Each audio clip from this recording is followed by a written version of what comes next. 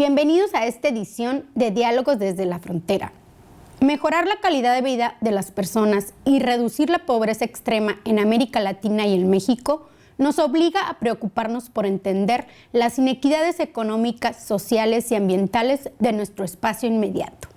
Para ello, en esta ocasión nos acompaña Rigoberto García Ochoa, quien es doctor en Estudios Urbanos y Ambientales por el Colegio de México y actualmente es investigador del Departamento de Estudios Urbanos y Medio Ambiente en el Colegio de la Frontera Norte.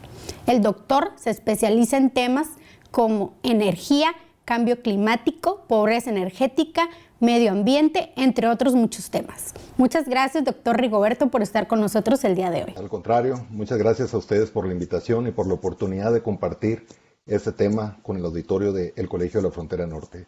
Si le parece, empezamos un poco con el tema sobre pobreza energética. ¿Qué significa este concepto? Bueno, este concepto, primero creo que habría que aclarar que es un concepto hasta cierto punto polisémico, en el sentido que hay varias definiciones de pobreza energética.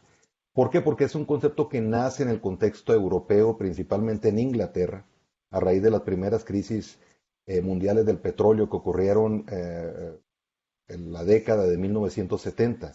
Y a partir de la segunda crisis mundial del petróleo, que fue alrededor de 1979-1980, fue que en Inglaterra se dieron cuenta de que se estaban incrementando el número de enfermedades respiratorias causadas por el frío, ya que la gente no podía pagar el combustible para la calefacción de sus viviendas. Es así como surgió en el imaginario social de Inglaterra y del Reino Unido en general este concepto que se le conocía más como pobreza de combustible. Fue evolucionando después en Europa como pobreza energética y después de hace aproximadamente 10, 11 años se ha estado trabajando también en México y en la región de América Latina y el Caribe como pobreza energética. Yo, parte de mi trabajo como investigador ha sido precisamente proponer un marco teórico, metodológico, conceptual sobre el tema de pobreza energética. Y definimos que una persona vive en pobreza energética cuando no cuenta con los servicios de energía mínimamente necesarios, que se consideran mínimamente necesarios en un espacio y tiempo determinado para satisfacer las necesidades humanas. Y esto es muy importante porque aquí va implícito un valor axiológico muy importante.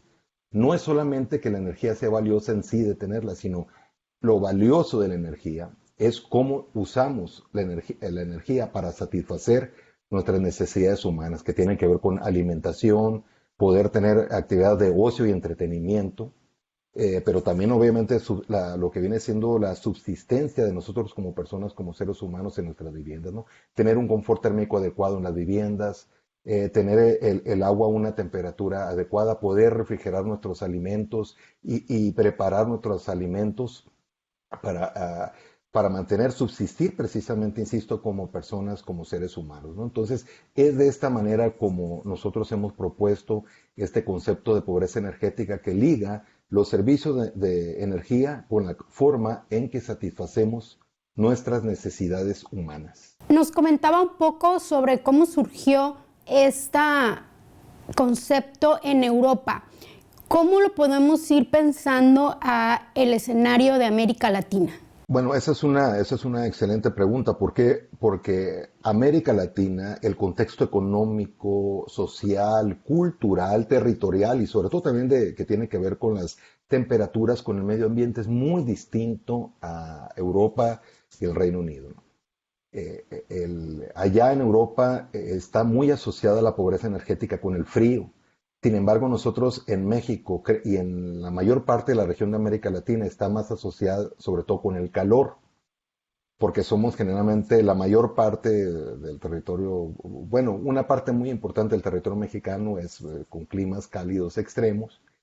Sí hay zonas, obviamente, donde hace frío, aunque quizá no los fríos tan extremos como ocurre en Europa. Sí hay unas zonas climáticas, regiones en México y en América Latina donde hace esos fríos, pero son las zonas menos habitadas, ¿no?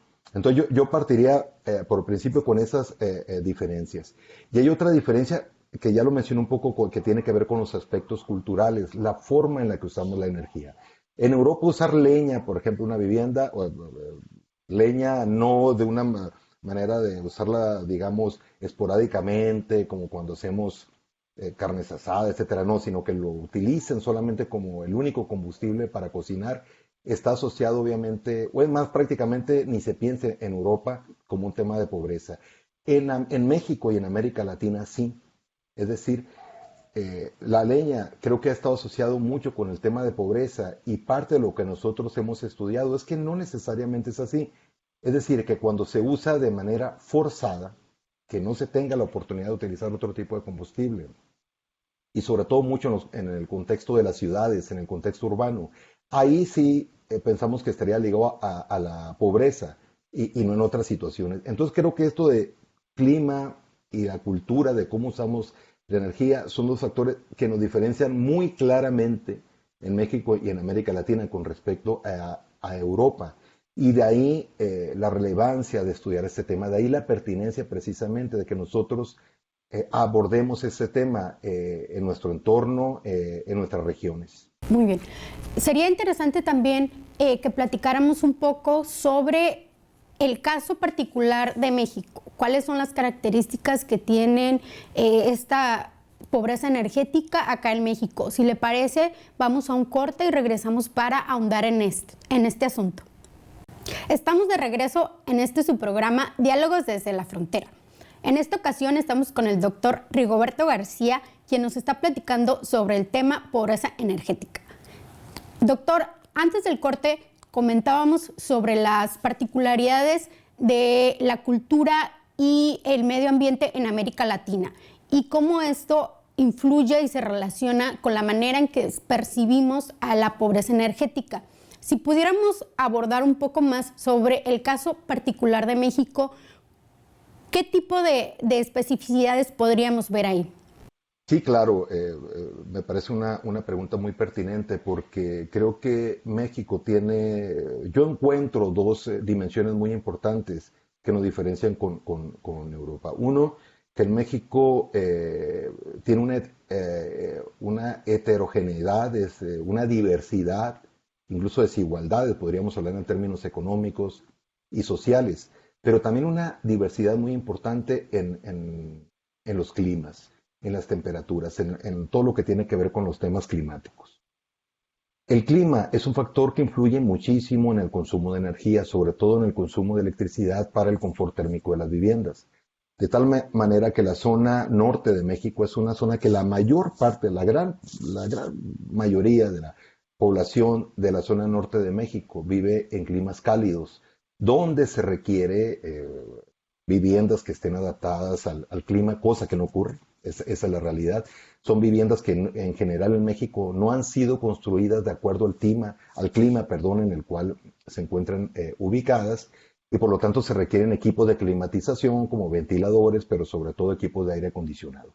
Eso origina un uso de energía brutalmente diferente entre el norte y la parte centro de México, que es una zona más con climas más templados, la mayor parte, y el sur-sureste, que es un clima tropical, pero que quizá por las condiciones socioeconómicas de la mayoría de sus estados usan también la energía, sobre todo la electricidad, de una manera mucho menos intensiva que en el norte de México.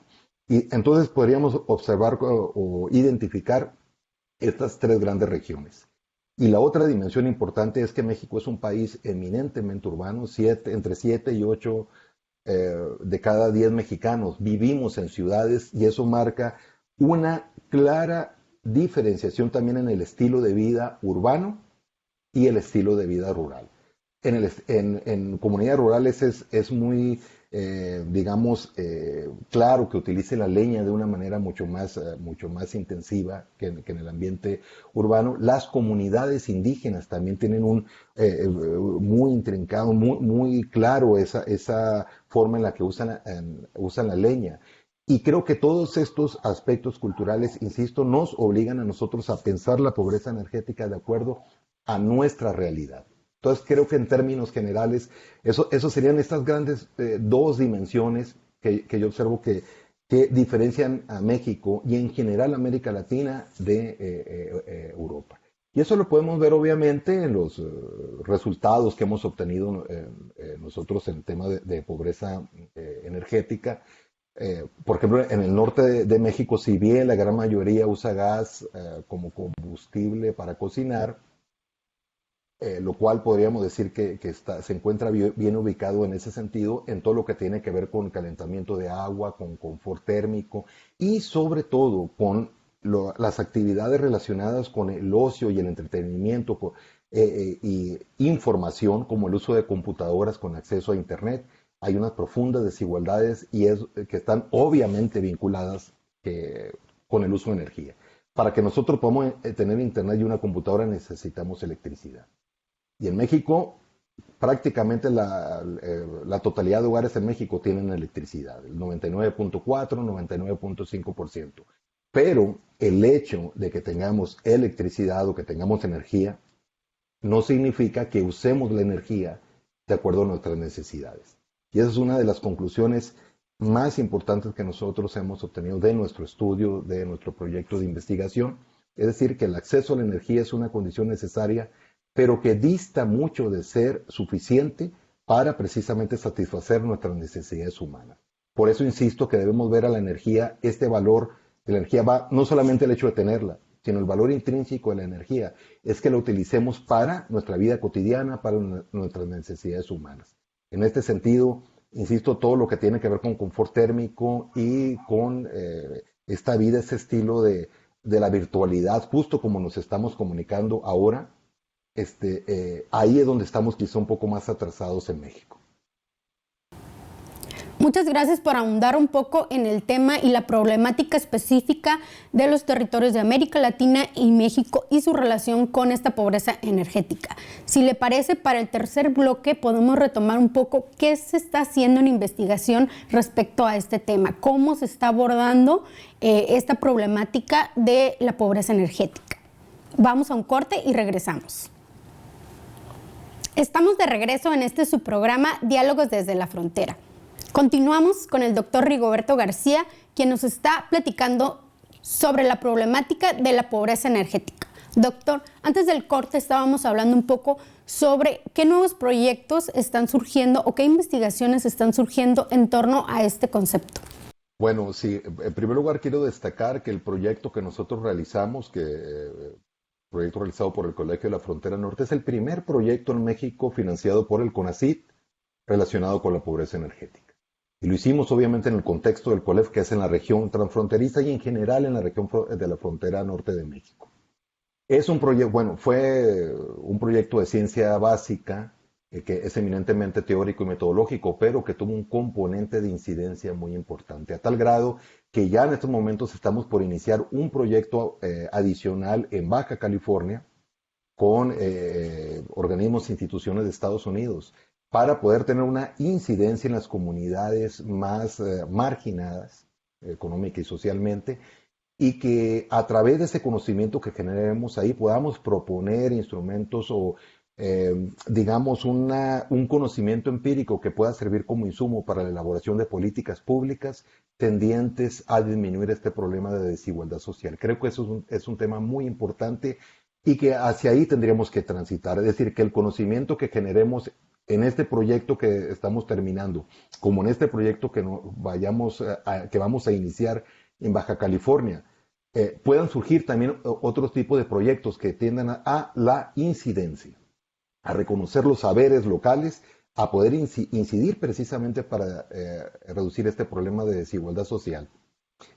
Creo que es algo muy importante que tenemos que destacar en este sentido. Es decir, que la ciencia realmente funciona hacia un vínculo para que mejore el desarrollo económico y social en México.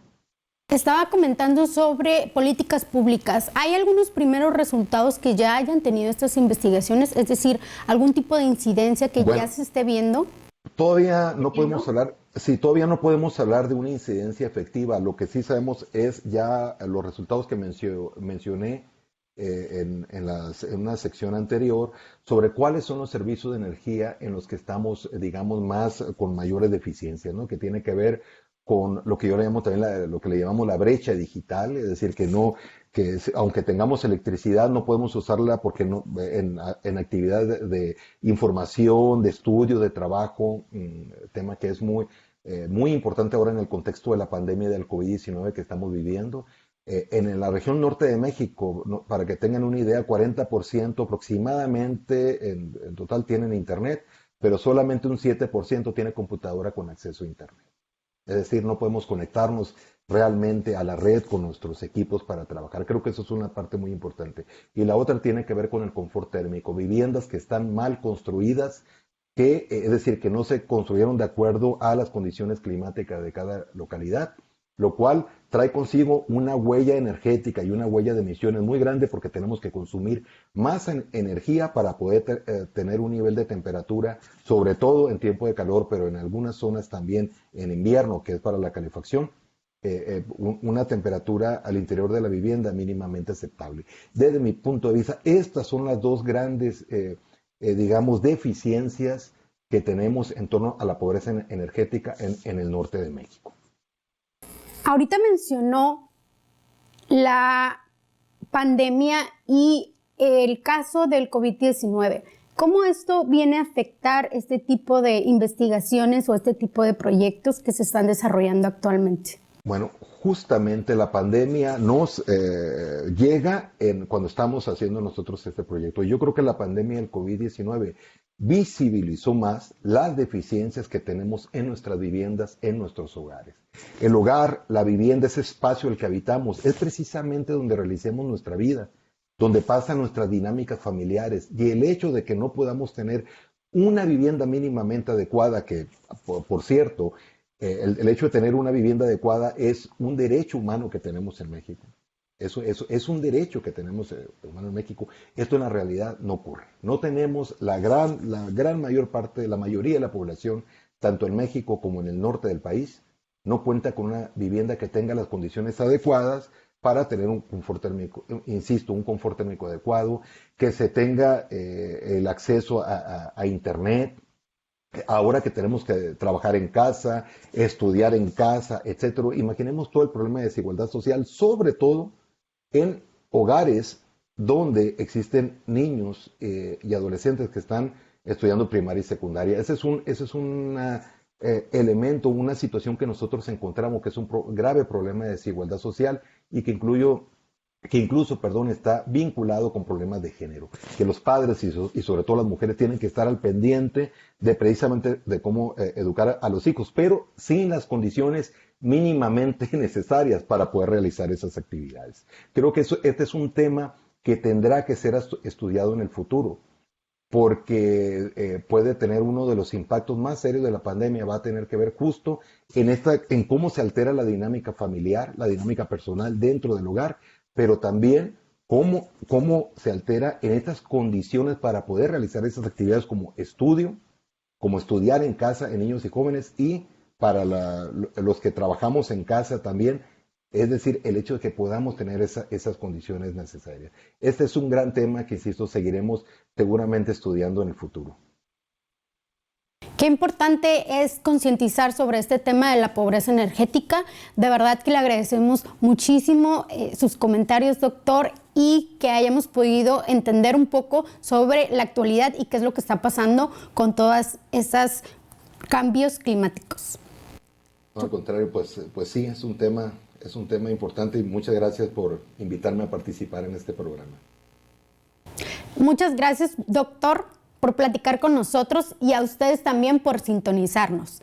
Recuerden suscribirse a nuestro canal de YouTube y seguirnos en redes sociales. En Facebook estamos como Diálogos desde la Frontera y en Twitter como @dialogoscolef.